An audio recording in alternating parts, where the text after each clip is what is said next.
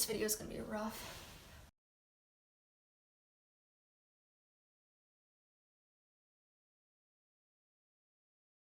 This video is going to be by far my least entertaining. So today is Transgender Day of Remembrance. It's a day to memorialize the people who have been killed due to anti-transgender violence and to bring awareness to the violence and obstacles that trans people face every day. I've wanted to make this video for a while, but I've never really known exactly what to say.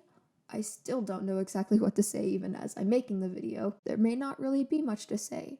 There probably is a lot though. So this year in 2019, according to the research I've done at least, there are 22 transgender people in America who have been killed in acts of hate and violence, almost all of which were women of color. And that's just what we know about. And that number might not be exact. A lot of the statistics vary and a lot of the facts aren't available or have not been reported on because, you know, a lot of people don't care. But it's just, today is important, and I think it's because it's how people can come together and acknowledge the shit we go through.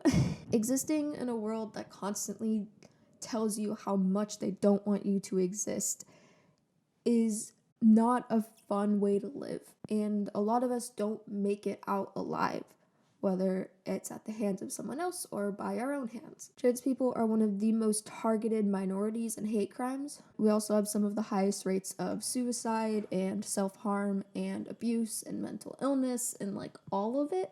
And so much of that comes from the hate that is just aimed at us every day, whether it be from people in our lives or people online or the news, and a lot of times our own families. It's an everyday reality. I'm reminded of it constantly. I'm reminded more often than I even want to admit that I am inconvenient for people, that me existing as myself and being open about that is inconvenient for people, even for some of the people closest to me, and people feel the need to tell me about it. It comes up when I use the bathroom and when I introduce myself, and every time cis people feel the need to complain about pronouns yet again. It's everywhere, and we can't escape it. I'm constantly reminded that I, in a lot of people's perspective, am not an equal. I'm, in a lot of ways to people, less than human, enough that my life means less.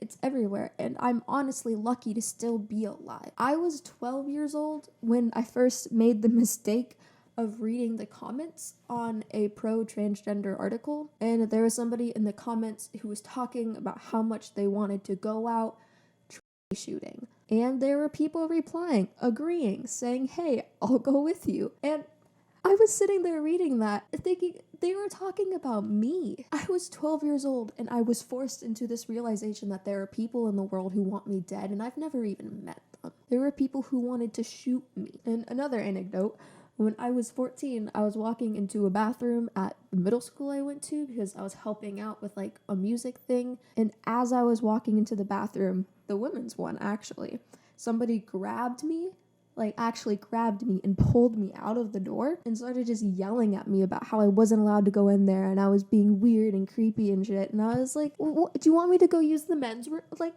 what do you want from me? Like, Jesus Christ. And I still, every time I use a gendered bathroom, I get weird looks from somebody, and I'm terrified. When I was grabbed by that guy, I didn't know what was going to happen to me. I had just finished reading articles about how people wanted me dead. Like, I'm a small person, and I did not know what to expect from what was going on. And since then, I've pretty much done everything in my power to just not use gendered restrooms. I've avoided them. I will go on long car rides to Montana. Those are like 10 hours, and I will not pee the entire time because God forbid I go into a creepy gas station bathroom and get mauled by someone because I don't think I'm allowed to be in there. Even here at Pacific, where I go and live now, it's like the atmosphere is pretty pro-trans. Like, I don't feel unsafe, but I sure as hell have not used one single gendered bathroom since I moved in here in August, and luckily I have the resources here that I don't have to. By the way, in the description, I'm going to be putting a link to a website that can map out all of the gender neutral bathrooms in your area if you need to find one, because that has been a godsend for me. But it's just, Every time I go into a gendered bathroom and every time I talk about my identity in front of people that I don't know if I can trust, even when I make these videos, when I made trans ed, when I first posted my coming out video, when I talk about anything, I recognize the fact that I am putting myself in harm's way. There are people who want to hurt me, and I am giving them the information that they need to know they want to hurt me. I am actively putting myself in harm's way every time I talk about this, and it's one of the most important and prominent things in my life right now. I want to talk about it a lot, but I don't, as much as I want to, at least, because that might completely sway their idea on whether I am human or less than human. And I make that decision every day, and it's terrifying. I am scared, okay? I could be one of the people that gets killed. That could be me. And part of me feels like I need to say that, both because it's something I think about a lot, and also because I feel like some people watching this might need to hear that. Trans people are so dehumanized. So many people don't recognize that we are human beings with lives and dreams and fucking bladders and a lot of times kids and partners and friends and favorite songs and favorite foods. People don't get that. We are so often dehumanized, and that's the problem. We're seen as just like provocative headlines that are going to get people to read an article, or things that are going to get a lot of comments, or just a freaking statistic. That's what's always bothered me about today, about Day of Remembrance and about trans awareness and everything, is we're always represented through numbers. People just cite statistics. Like, I get it that a lot of times it's important to mention that 1 in 3 transgender people will attempt suicide before they're 18.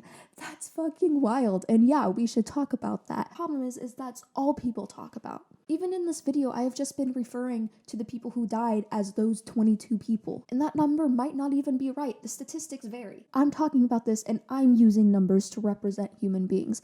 I'm using numbers to represent my trans siblings. And I don't want to do that. These are people, these are my people. They're people I've never even met, but I feel so connected to in ways that I often don't feel connected to the people in my own life. And they deserve more than that. And because they deserve more than that, I'm going to tell you who they were. I'm not going to pronounce any of these names right, by the way. Brianna B.B. Hill was a trans woman killed on October 14th in Kansas City, Missouri, when she was 30 years old. Italy Marlowe was a trans woman killed in Houston, Texas on September 20th. She was just 29 years old. B. Love Slater was a trans woman found deceased on September 1st in Clewiston, Florida. She was 23 years old. Bailey Reeves was found dead on September 2nd in Baltimore, Maryland, and she was just 17 years old. That's my age. Tracy Single was a trans woman found dead in Houston, Texas on July 30th. She was just 22 years old. Bubba Walker was a trans woman killed in late July in Charlotte, North Carolina, and she was 55 years old. Pebbles DeLime Doe was a trans woman killed on August 4th in Allendale, South Carolina. She was 24 years old. Kiki Fan Troy was a trans woman. She was killed on July 31st in Miami-Dade County, Florida. She was 21 years old. Denali Berries Stuckey was a trans woman killed on July 20th in North Charleston, South Carolina. She was 29 years old. Brooklyn Lindsay was a trans woman killed on June 25th in Kansas City, Missouri. She was 32 years old. Zoe Spears was a trans woman killed on June 13th in Fairmount Heights, Maryland. She was 23 years old. Chanel Lindsay was a trans woman killed on June 1st in Dallas, Texas. She was 26 years old. Paris Cameron, a trans woman killed on May 25th in Detroit, Michigan, was 20 years old. Her two friends, 21-year-old Alunte Davis and 20-year-old Timothy Blanchard, were also killed in the incident. Alunte and Timothy were both gay men. Michelle Tamika Washington was a trans woman killed on May 19th in Philadelphia, Pennsylvania. She was 40 years old. Malaysia Booker was a trans woman killed on May 18th in Dallas, Texas. She was 23 years old. Claire Legato was a trans woman who died on May 14th in Cleveland, Ohio after being shot in April. She was 21 years old. Ashanti Carmen was a trans woman killed on March 30th in Fairmount Heights, Maryland. Jocelyn Ware was a trans woman killed on March 25th in Memphis, Tennessee. Donna Martin was a trans woman killed on January 6th in Montgomery, Alabama. She was 31 years old. People are still following the reports of Layleen Polanco, a 27-year-old trans woman who was killed, and Joanna Medina Leon, a 25-year-old trans woman who was killed after being released from ICE custody. Those reports are still being followed to see if they were hate crimes.